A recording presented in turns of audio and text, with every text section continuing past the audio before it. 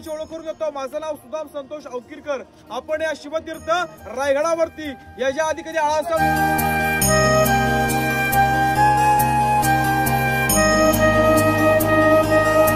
Guys welcome to our new blog. तर आता आम्ही रात्री आलेलो होतो रायगडला आणि आता चाललोय रायगड चढण्यासाठी। चला तर आता होतो आम्ही रायगड किल्ल्याच्या पायथ्याशी आणि आता चाललो होतो वरती आणि पूर्ण अंधार होता तरी आम्ही वरती चाललो होतो। खूप भीती वाटत होती आणि आता आहे ना किल्ल्याची सुरुवात झालेली होती आणि इथून आहे ना पूर्ण अंधारच अंधार दिसत होता आणि वरती बघा किल्ला होता। अजून तर खूप चढायचं होतं, ही तर स्टार्टिंगच होती आणि इथून व्ह्यू इतका भारी येत होता ना। आताच थकले आपण, वरती किती जायचे अजून, आताच दमलो मी सगळं। हा ना मग विचार कर बाप वाचलं ते आहे का आपलं ते। हा ते तिथं आपण तिथं मुक्काम केलं नाही का? एवढे दूर नाही रे, त्या गाड्या ते तिथून आलो आपण। हा ते घाट आहे, घाटावरून आलो आपण। हा हा अरे हा असं आलो ती आपली गाडी तिथे फार्म हाऊस। अरे हे अच्छा अच्छा लय जवळ आलो म्हणजे अजून किती बाकी म्हणजे आता आपला किल्ला चालू पण नाही आला। हो हो किती भारी आहे। मला तर हे टाकलेलं आहे लाकूड। आता आपण वरतून जाणार आहे, काटे फेकले। अरे त्या चाल लवकर, 12 वाजेच्या पहिले आपल्याला खाली यायचंय। चड्डा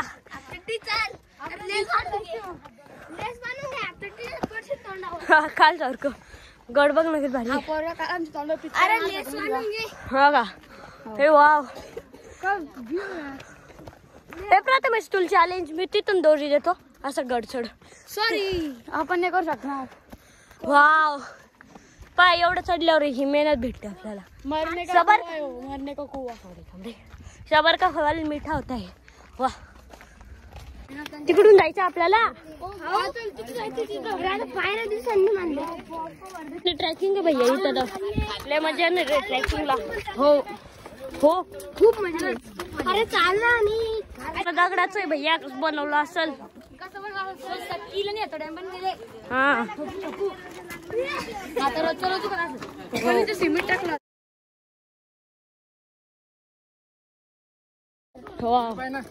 जॉब मारू दाखव आयुष तुला जे म्हणलं ते। नको बाबा 500 रुपये खाली गेला जाईन मरून। मग मी त्यामुळेच म्हणलं ना इथून कुजी मारून दाखव जे म्हणलं त्याच्यावर तू राहणारच नाही। चल मग तू मारून दाखव मग मी मारतो। तू मारून दाखव। मार रे मार मार कुदी।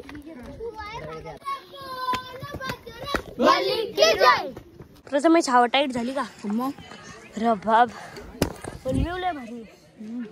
असं वाटते ते नदी आहे आणि ते म्हणता ना सबर का फल मीठा होता है। तर आम्ही ना थोडंच वरती आलो ना तर इथून इतका भारी व्ह्यू येत होता ना आणि सनलाईट पण आहे ना थोडं वरती येत होता आणि इतकं पूर्ण दगडाचं होतं। आताच आम्ही थकून गेलो होतो आणि बघा ना किती भारी व्ह्यू येत होता। बघा बघा आम्हाला आहे ना माकड दिसलंय छोटस। सार्थक आहे सार्थक, त्याचं नाव आहे सार्थक। तुला काय का माहिती तुझा मित्र आहे काय? मग मित्र माकड त्याचं नाव सार्थक। मग मित्र कुत्रा असं काहीतरी ते। अरे आता माकड टाकलं कुत्र्याच्या जागी, माकड टाकलं कुत्र्याच्या जागी। जो दे भाऊ माकड येऊन फोन हिसकून घेऊन काम पडते माकड। नाही शिवनेरीवर किती मजा आली। हो माकडाशी नाही रे हा लेण्याद्री सॉरी तिच्या हातात फोन पण होता, तिने फोन काढून घेतला होता। ती देवीची वटी होती, गणपतीची वटी म्हणतो गणपतीची पीस बीस वगैरे त्याने घेतलं।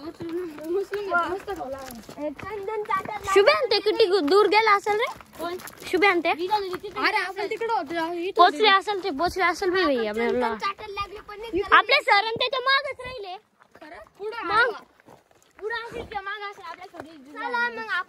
अरे सगळे पोरं इकडचे तिकडे पाणी हाऊस द जस्ट बॉईज काय भाना ना इंग्लिश नाही पण बोलायची हालत नाहीये। महाराजांच्या किल्ल्यावर महाराजांनी इंग्रजांना एवढं मारलं तर त्यांच्याच किल्ल्यावर इंग्रजी बोलायची। हा जाऊ द्या मग मी विचारतो मराठीत विचारतो। दम आहे का मग? नाहीये का? ए मयूर नाहीये दम नाही बरं का? खरं ते किती वेळेस बसलो मी तर एकदा बी नाही बसलो किती वेळेस बसलो आम्ही एकदा पण नाही बसलो ते शिवनेरी पण नव्हतं लेण्याद्रीला पण नव्हतं लागेल त्यांना मयूर जाता येईल का वरती काऊन नाही शिवनेरीच्या जाता येईल पण तेवढी हा 2 किल्ले होऊन जातील 2 किल्ले कोण सगळ्यात पहिली कोणती होती लेण्याद्री थोडी छोटी वरती शिवनेरी सगळ्यात मोठं रायगड आपण जर 12 वाजेपर्यंत खाल्लं 2 बीच होते हा 2 बीच होते अजून एक गणपती होता पाली ए बघा रे किल्ला कसा आहे तो शिवनेरी सारखा आहे सेम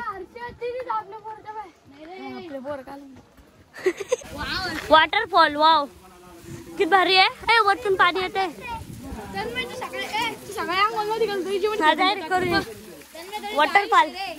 वॉटरफॉल तरी तर असं झालं होतं की आम्ही ना मुलांमध्ये पूर्ण 16 जण होतो आणि 6 जण ना मागं होते आणि 10 जण आम्ही पुढे आलेलो होतो तर आम्ही 5 जण ना खालीच बसलेलो होतो आणि 5 जण ना वरती आलेलो होतं आणि सरांनी ना त्यांना दुरूनच बघितले आणि त्यांना काडी तोडत होते ना सर या माणसाला वाटलं की सर त्यांनाच मारताय पण सरांनी त्याला मारलं नाही ती काडी पण तुटली नाही मग सर ना वरती आले धावत आणि सगळ्यात पहिलं पोराला तिथं तो उभा होता ना अशी कानफटीत दिली ना बघा तुम्ही इतक्या जोरात कानफटीत दिली ना तो रडलाच होता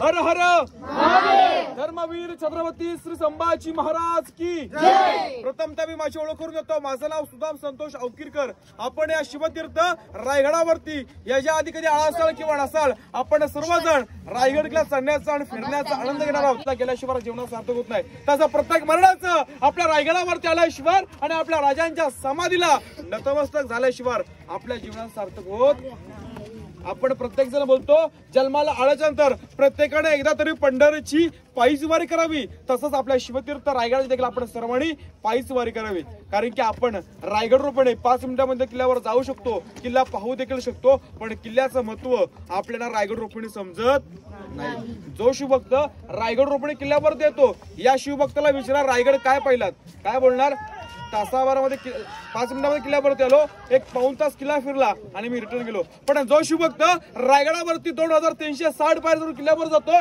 या शिवभक्ताला विचारा रायगड काय पाहिलात तर खरोखर बोलणार माझ्या जीवनाचं सार्थकच झालं हा रायगड पूर्ण गड आहे 1200 एकरचा छत्रपती शिवरायाने हा रायगड किल्ला 15 मे 1656 ला जावळीचे चंद्रा मोरे यांच्या ताब्यातून जिंकून घेतला हे जावळी खोरं आपल्या सर्वांना माहिती आहे प्रतापगड या प्रतापगडाच्या पायथ्यापासून ही आपल्या शेवटची किनारपट्टी का कोकणाची शेवटची किनारपट्टी म्हणजे कोकणदेव आहे या साईडला या कोकणदेवावरून पूर्ण हा भूभाग आहे याला इतिहासामध्ये जावळीचं खोरा म्हणण्यात आलं आणि जावळी खोऱ्यामध्ये अशी एक म्हण म्हणली होती की आपल्या केसामधली ऊ ही अस्वलीच्या केसामध्ये सोडलेली सापडू शकते पण जावळी खोऱ्यामध्ये मोकाट बलाढ्य हाती पाठवला हा कधी एक सापडू शकत नाहीये असे जावळीचं खोरं होतं आपल्या राजांची पहिली राजधानी राजगड आणि दुसरी राजधानी हा रायगड आहे आता पहिली राजधानी राजगड असताना महाराजांनी एक नवीन राजधानी निर्माण का केली कारण की वाढता विस्तार आणि सुरक्षेच्या दृष्टिकोनातून राजगड अपुरा पडू लागला परंतु इथून आपल्याला पुणे जवळ इथून आपल्याला प्रतापगड सातारा जवळ आणि इथून आपण समुद्र किनारपट्टीवरती नियंत्रण ठेवू शकतो या दृष्टिकोनातून राजाने राजधानी म्हणून रायगड निवडला कारण की छत्रपती शिवरायांना god of father Indian navy बोललं जातं बरोबर नाही कारण की आपण आज इंडियन नेव्ही पाहतो केवळ छत्रपती शिवरायांच्या तत्वावरती चालते यासाठी महाराजांनी समुद्र किनारपट्टीवरती नियंत्रण ठेवण्यासाठी रायगडाची निर्मिती केली पण रायगड घेण्याच्या अगोदर हा रायगड किल्ला प्रामुख्याने जावळीचे चंद्रा मोरे यांच्या ताब्यामध्ये जावळी खोरं आणि रायरीचा डोंगर होता आपल्या राजाने काय केलं या जावळीच्या मोऱ्यांना प्रेमाचा गलित वाटवला मोरे आपण दोघेही मराठी आहोत आपण एकत्र येऊ हे हिंदवी स्वराज्य निर्माण करू पण मोरे फार उर्मट फार कर्मिष्ठ कारण की हा आदिलशाहीची चाकरी करतोय आणि हे नाव वाढवतो की आमची बराबरी करणार कोण पण मोरेने आपल्या महाराजांना उलट पत्र पाठवलं की तुम्ही कसं राजे तुम्ही स्वतःला राजे समजणारे कोण केव्हा झाला तुम्ही राजे याला जावळी तर झालं गवळी उद्याचं असेल तर आजच या तुमच्यासाठी जावळीचा दारू गोळा आणि तोफखाना सज्ज आहे म्हणजे मोरेने आपल्या महाराजांशी लढाईचा भेद केला युद्धाचं चॅलेंज केलं आपल्या राजाने 145 सरदार निवडले या जावळी खोऱ्यामध्ये पाठवले या जावळी प्रांतामध्ये पाठवले आणि जावळी प्रांतामध्ये जावळीचे मोरे यांचा धाकटा भाऊ हंद्रावत मोरे हा सूर्याजी काकडे यांच्या हस्ते मारला गेला यांचा वध झाला नंतर मोरेला वाटलं की छत्रपती शिवरायांनी आपल्या भावाला पकडलं तसं आपल्या पण पकडतील आणि आपला देखील वध होईल। त्यामुळे जावळीचे मोरे आपल्या महाराजांसमोर शरण आले, पण पहा बघा आपल्या राजाने कधी कोणताही व्यक्ती आपल्या समोर शरण असेल या व्यक्तीला कधी आपल्या महाराजांनी मरण दिलं नव्हतं। नंतर जावळी खोरं हा रायरीचा डोंगर महाराजांच्या ताब्यामध्ये होतो। महाराज जावळी खोऱ्यामध्ये येतात, जावळी तुमची आहे, जावळी आमची आहे, जावळी जाऊची।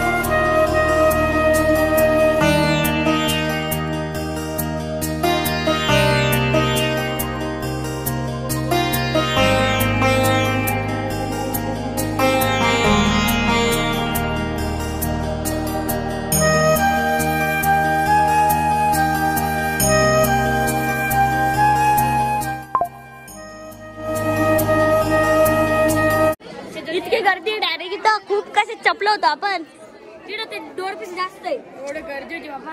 आज पुढे आलं ते बाकीच्यांना मार भेटला।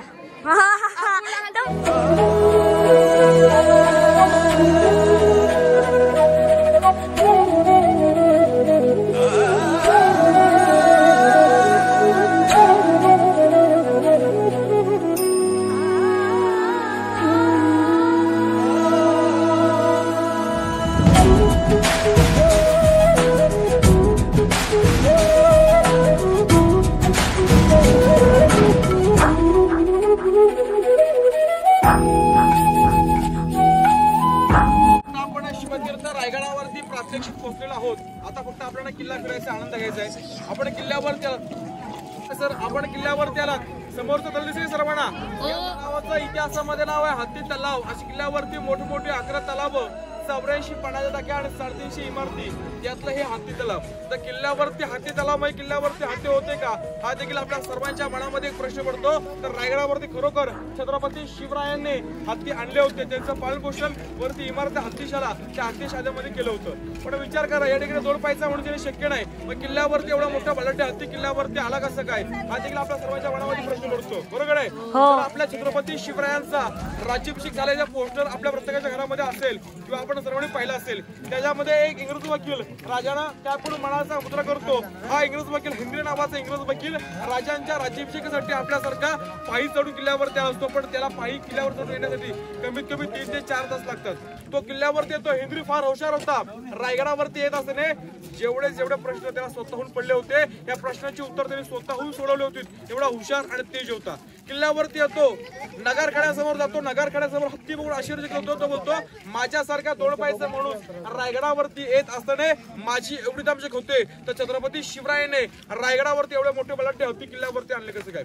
समोर जातो, कॅप करतो, महाराजांना मानाचा मुद्रा करतो। तो प्रश्न त्यांच्या सोबत दुभाषिक असतात नारायण शेवडी यांना विचारतो की नारायण शेवडी रायगडावरती छत्रपती शिवरायाने हत्ती आणले कसं काय।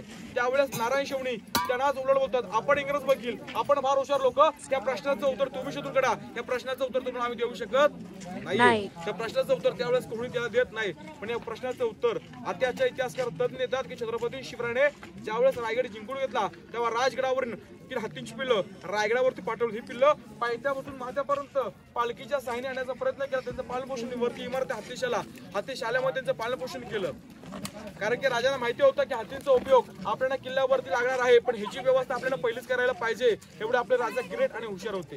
पण हत्तीला पाणी पिण्यासाठी तलाव म्हणे हत्ती तलाव। पण राजाने आपल्या सर्वांना 400 वर्षापूर्वी शिकवून दिली की एखादी गोष्ट आपण लहानापासून मोठी करू शकतो, पण मोठ्यापासून कधी ती लहान करू शकत नाही, कारण की मोठा हत्ती आणणं शक्य नव्हतं, पण छोट्याचं मोठं करणं इथं शक्य होतं। ही आपल्या महाराजांची दृढशी होती। आपण बघा हा समोर हत्तीला पाणी पिण्यासाठी हत्ती तलाव आहे, शेवटचं टोक आहे ना। आपण काही लोकांनी सर्वांनी बऱ्यापैकी आपण खालून हिरकणीचं टोक पाहिलं, पण ज्यांनी पाहिलं नाही त्यासाठी बघा हे शेवटचं टोक दिसतंय का तुम्हाला, या साईडला हिरकणीचा बुरुज। किंवा आता आपल्या बाळासाठी रायगड खाली उतरला तो हिरकणीचा बुरुज, या हिरकणीची छोटीशी कविता आहे ती आपण सर्वजण ऐकूया। ती कविता अशी होती की रायगडावर हिरकणीची छोटीशी कविता होती. ती कविता आपण सर्वजण या ठिकाणी ऐकणार आहोत, कारण की 400 वर्षापूर्वी आताच्या इंजिनियरला लाजवेल असं 400 वर्षापूर्वी हिरोजींनी गॅरंटी पत्र दिलं होतं. त्याचा तुम्हाला अर्थ सांगतो. श्री गणेशाय नमा. जगदीश्वराच्या साक्षीने या रायगडावर झालेली बांधकाम, जोपर्यंत त्या पृथ्वी तलावरती चंद्र सूर्य तारे आहेत ना, तोपर्यंत किल्ल्यावर झालेली बांधकाम त्याला काही होऊ शकत नाहीये. आणि एकदा का किल्ल्याचा मिरगेट महाद्वार हा बंद झाला, तो वरती येतो हवे आणि खाली झाली पाण्याची दार. एवढं मोठं गॅरंटी पत्र 400 वर्षापूर्वी हिरोजींनी दिलं होतं. आणि त्या गॅरंटी पत्राला चॅलेंज केलं ती म्हणजे हिरकणी. थोडीशी कविता आहे ती आपण ऐकूया. कविता अशी होती की रायगडावर राजधानीची होती शिव छत्रपतींची, आणि कथा सांगतो ऐका जुनी तेथील हिरकणी बुरुजाची. गावातलासी वसले होते वालुश्री या नावाचे, राहत होते गरीब कुटुंब गरीब गवळ्या धनगराचे. आई बायको ताना मुलगा कुटुंब होते छोटेसे, शोभत होती हिरा नाव त्या तडफदार घर वालीचे. सांद सकल हिराता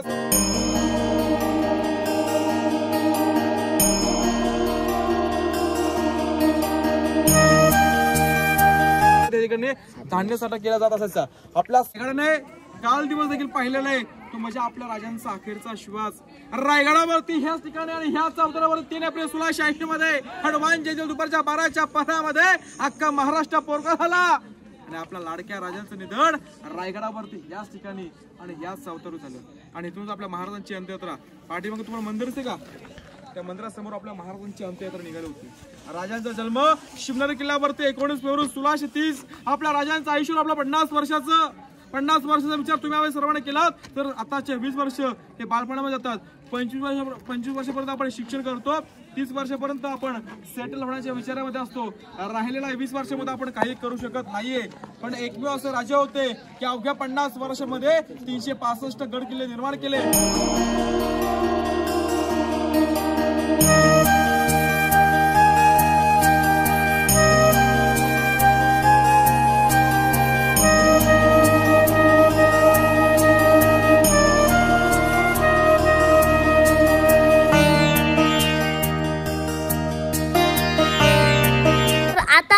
आम्ही श्रीवर्धन बीचवर आणि आता आम्ही ना कबड्डी खेळत होतो.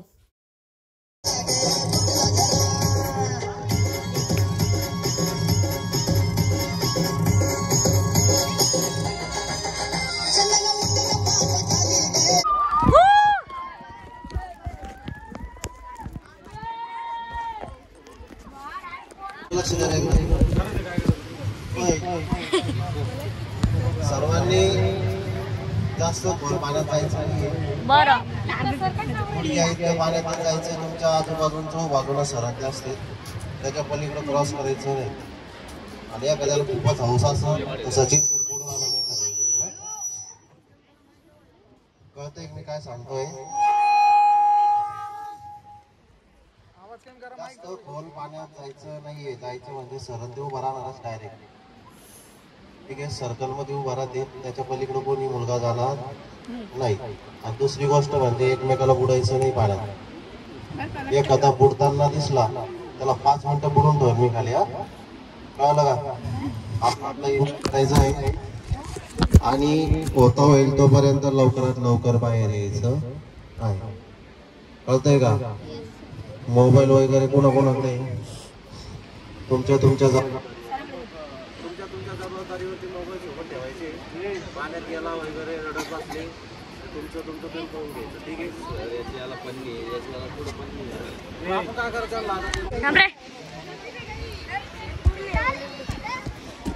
मजा येते का?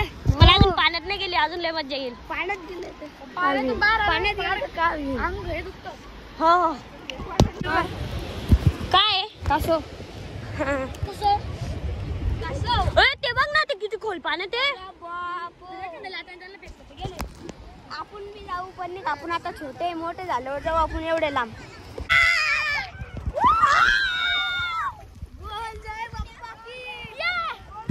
खूप एन्जॉय करतोय आपण.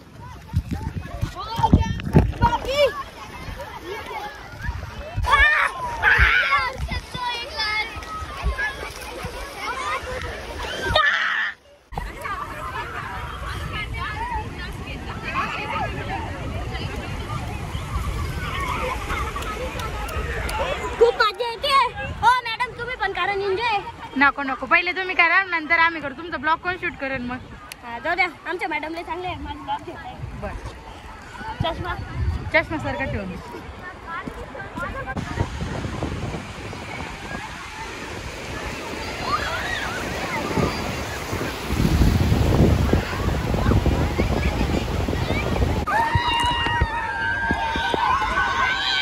त्यानंतर आम्ही निघालो होतो घरी जाण्यासाठी. आणि कसे वाटले ट्रिपचे व्लॉग कमेंट करून नक्की सांगा. तोपर्यंत बाय. आणि इतकी थंडी वाजत होती ना.